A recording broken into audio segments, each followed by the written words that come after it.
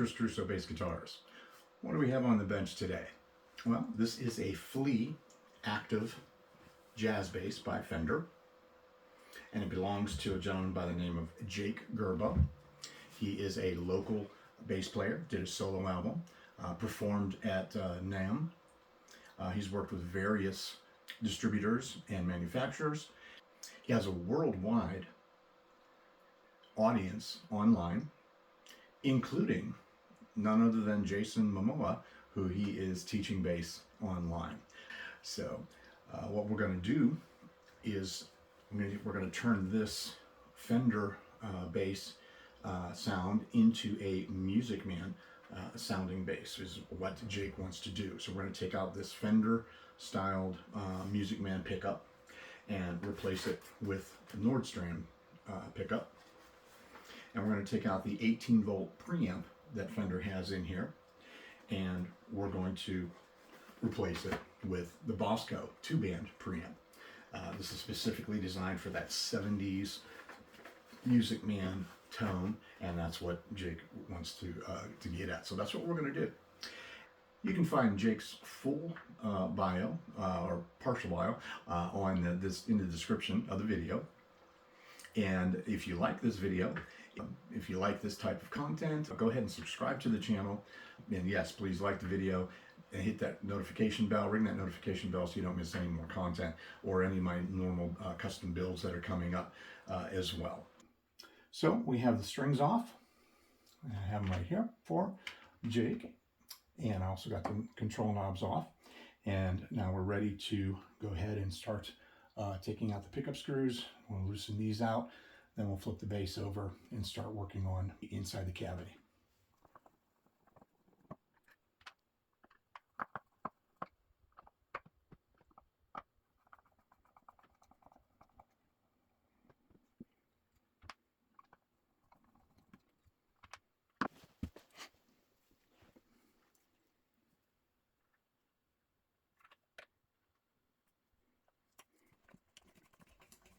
These are great, by the way. I absolutely love this. Don't know who invented it, but it's a God save for sure when you're working on finish.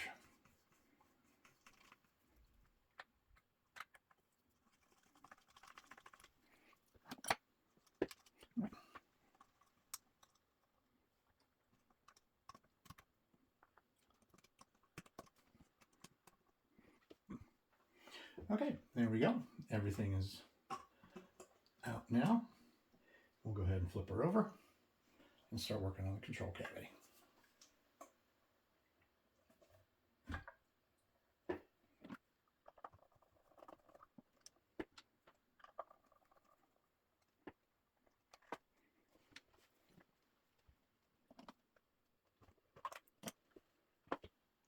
That is a mess. There are a lot of little wires down there in that little cavity. That's okay. We have the technology.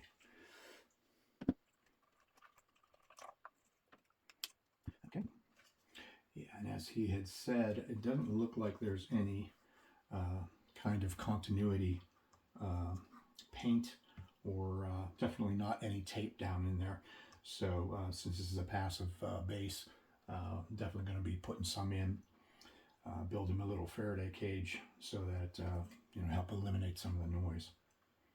So we have both the pickup and the Aguilar OBP1 preamp currently out of the bass, and we are going to be ready to install the new components. Okay, and just put this on there for protection. And this is the new Nordstrand MM4.2 dual coil Music Man pickup, soldered up to the new preamp, which is completely drop in. Just like this came out, that's what the new one's going to go in like. So I also cut some new pieces of rubber that I'm going to put in here to raise that pickup up a little bit, to make it like the original was. As you can see, those pieces are pretty thick, but that's because the new pickup is much thinner than the original, so this is going to need to come up a little bit more to give him the same pickup height that he had originally. Now, the other interesting thing too, especially for something that is passive pickups, you would expect to see either copper tape in here for continuity, or you know, some continuity paint. Unfortunately, no, there's none of that. And I also checked on the control cavity on the other side, and it's the same thing. It's the same finish. It is not conductive. So we want to create a Faraday cage to shield the passive pickup and the wiring inside of the control cavity to help eliminate any of that single coil noise that you would get on a passive bass. So we're going to show you how to do that here in just a little bit. And then I'm also going to retest the continuity and show you what we're talking about there. So we have copper tape, and we're going to start at the bottom. So I just want to kind of sort of measure my piece here. Okay. Okay, just kind of cut that off, because we're not going to want to get that up too high here because of these, because we don't want it showing over the body, obviously, and also because of these cutouts where the ears are, if you will, for the screws. So we want to take care of that as well.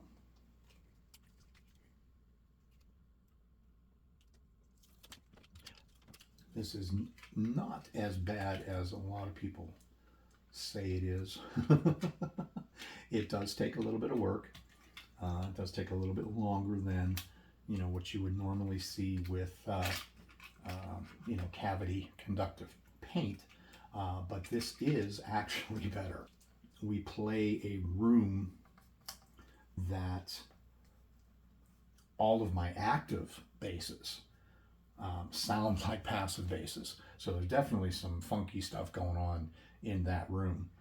And I brought one of my basses, the Chris XT4 headless, out there, and it was foil taped like this is, or this is going to be. And I will say that the noise, the difference between a continuity paint and the tape wins hands down. So if you're ever wondering about doing it, yeah, go ahead and do it. Absolutely.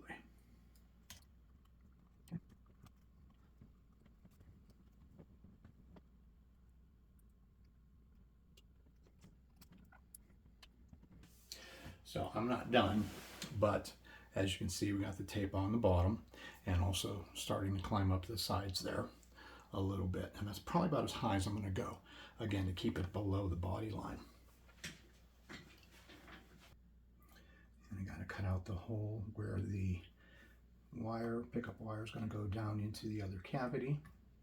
Putting other pieces in, you want to make sure that they overlap so that they do touch, because again, that's the whole idea, is that they touch, and you can then be rest assured that your ground is completely solid, if you will.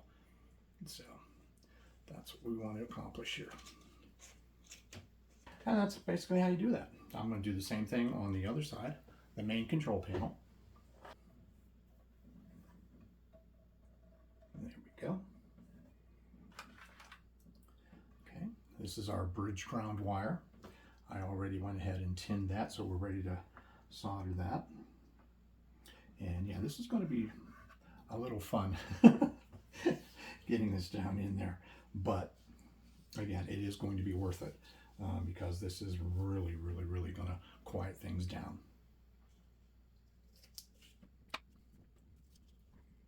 Okay, so we'll start on the bottom there.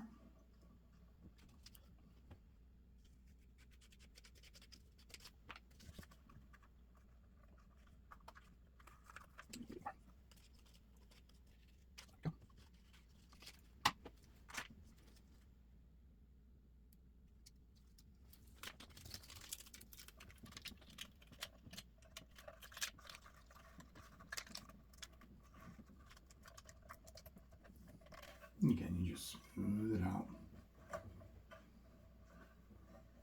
making sure it's nice and flat.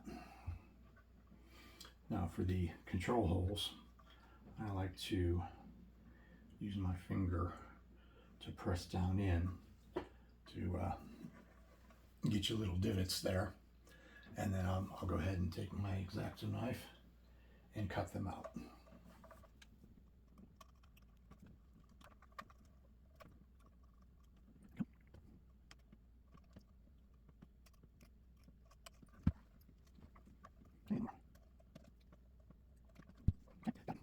Now we just need to, again, get up on the sides, remembering to cut out your hole for your pickup wire here and your jack back here.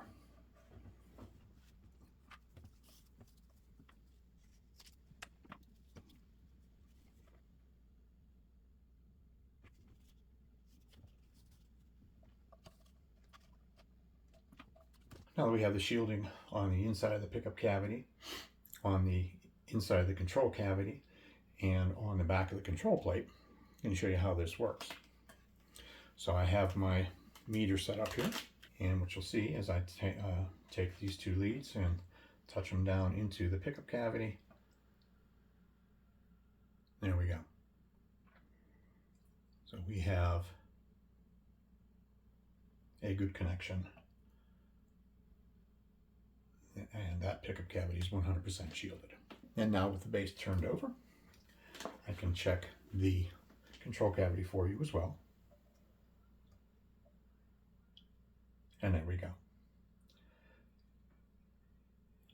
No matter where I touch it, we're good. With the back of the control plate covered as well, and these little tabs coming out of the control panel, when this is on, this will completely seal the Faraday cage, the shielding. Again, to illustrate that this is 100% shielded now, if I go from the control cavity over here to the pickup, we're shielded. If we go from the jack to the control cavity, we're shielded. If we go from the pickup cavity to the jack, we're shielded. So this guitar, this bass now is 100% shielded, thanks to that copper tape that we put on. Okay, so we have the pickup wire run back into the cavity, and we're going to go ahead and start getting her buttoned up here.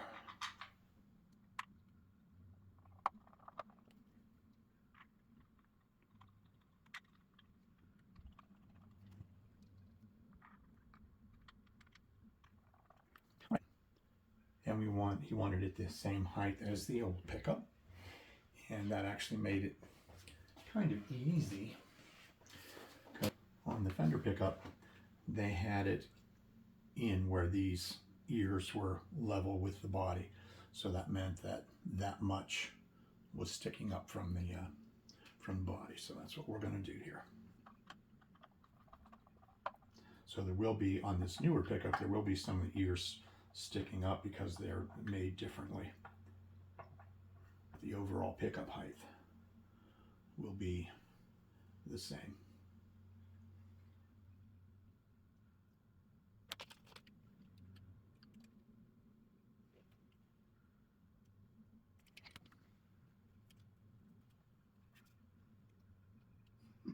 I actually eyeballed that pretty good.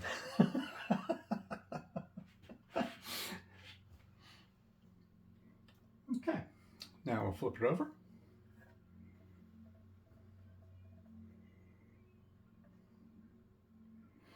And we'll start figuring out where we're going to put the new preamp in here. The battery we're going to still get over here. Obviously the jack's down here. And so yeah, I'm going to see what's going to make the most sense here. And we'll show you how we put it in. Alright, so we have positive hooked up. Now we just need to hook up the negative, the ground. To do that, I'm going to mock it up here, not on the battery ground, because then the bass would always drain whether it was plugged in or not. So we want it to be on the other ground, the main ground, if you will.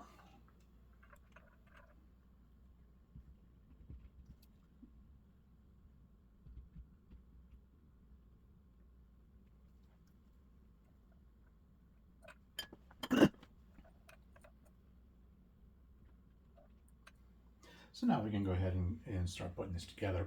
What I'm going to do though is, because I lined the jack cavity here, I want to make sure that none of these contacts touch the shielding and would short, so I'm going to put some electrical tape in there.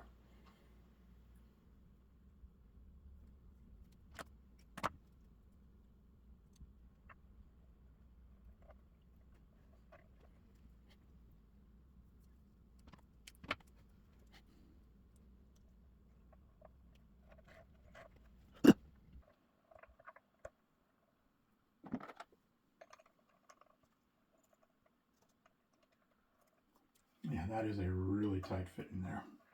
So I'm glad I got the tape in there.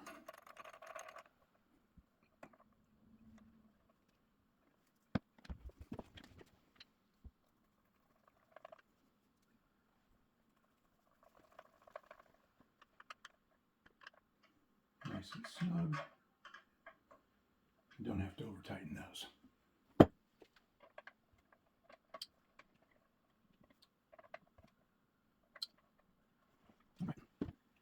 So, seeing how this was going to fit, I think what I want to do is I'm going to put the pots in and then stick the preamp board itself up on the side, out of the way. So let's go ahead and do that now. And we wanted to do the bass pot back here, and then he wants treble in the middle and volume up front. Yeah, and I don't think that the jack's contacts are going to get close, but just to make sure, I'll add a little bit of electrical tape to that as well. Rather have it not need it than need it not have it, right?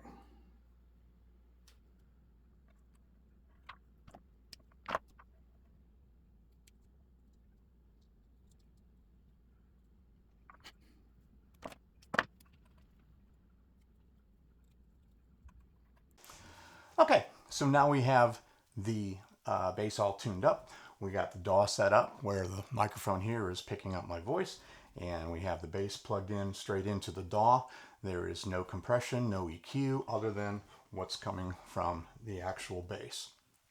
Here's a back-to-back playing of before and after with flat settings.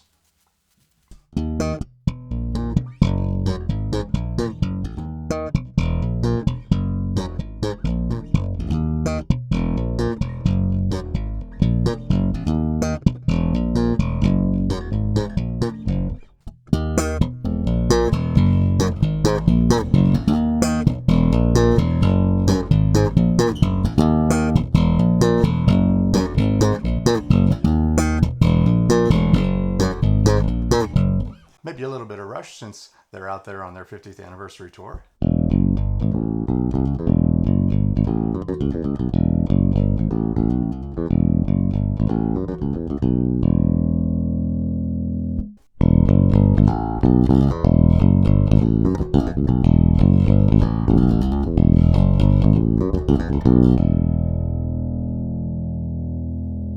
And here's the back-to-back playing of the treble turned all the way up.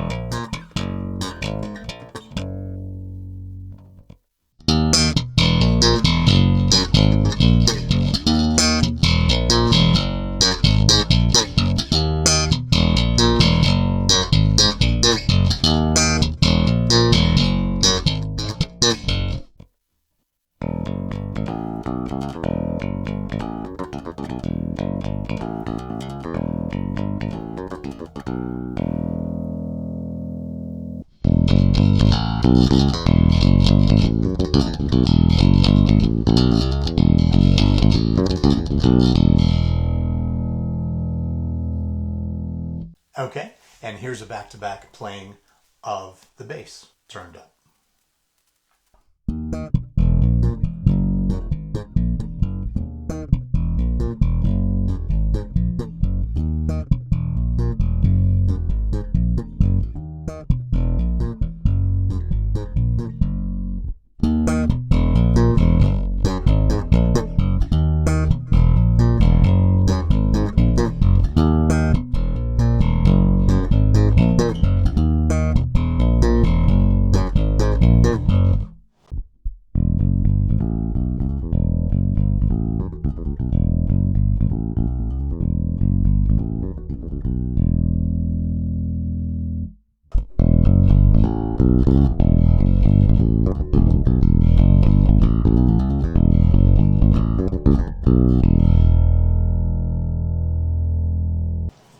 Now, the really interesting thing about this Boscoe preamp, as I've been reading up on it before and while I was doing the mod on Jake's bass here, was that the real secret about this Music Man tone and this Boscoe paired with this Nordstrand pickup is when you take the bass, which is already all the way up, now I'm going to take the treble and turn it all the way up. And now what happens is these two interact and give that Louis Johnson, defined mid scoop that just defined 70s funk, and it's exactly what Jake is going after. So this is the bread and butter right here.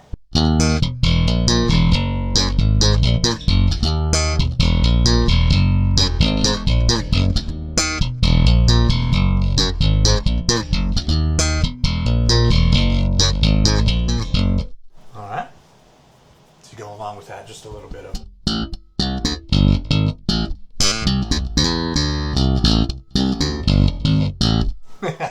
anyway. All right, we're getting off of the one-to-one comparison. Okay, do a little bit of rush here for you.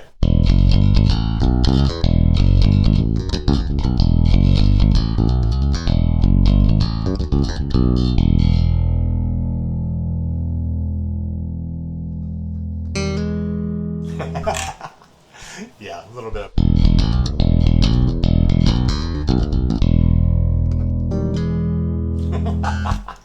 Welcome back to Chris Caruso Bass Guitars. No, I'm just kidding. All right, anyway. All right, so that is the completed mod with the Nordstrand pickup, the Boscoe 2-band Active E preamp, 9-volt circuit.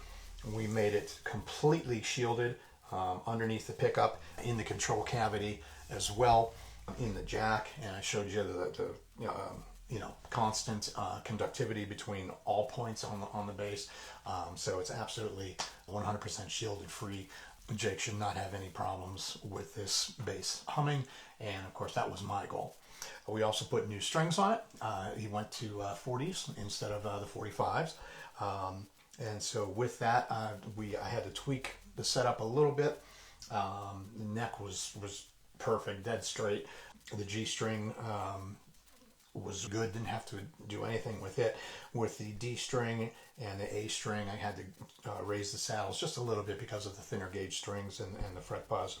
And on the E string, we raised that up about 3/4 of a turn. So we still have very low action. In fact, it measures out as still below standard action. So I think he's going to be really happy with it. And I certainly hope so, and I hope that you've been happy watching this video as well. So if you like this kind of content, again, make sure that you like the video, subscribe to the channel, and ring that notification bell so that you don't miss any more content or posts like mods like this, or any of my new builds that I'll be putting up as well in the future. Certainly, thank you for tuning in, and come on back to Chris Caruso Bass Guitars.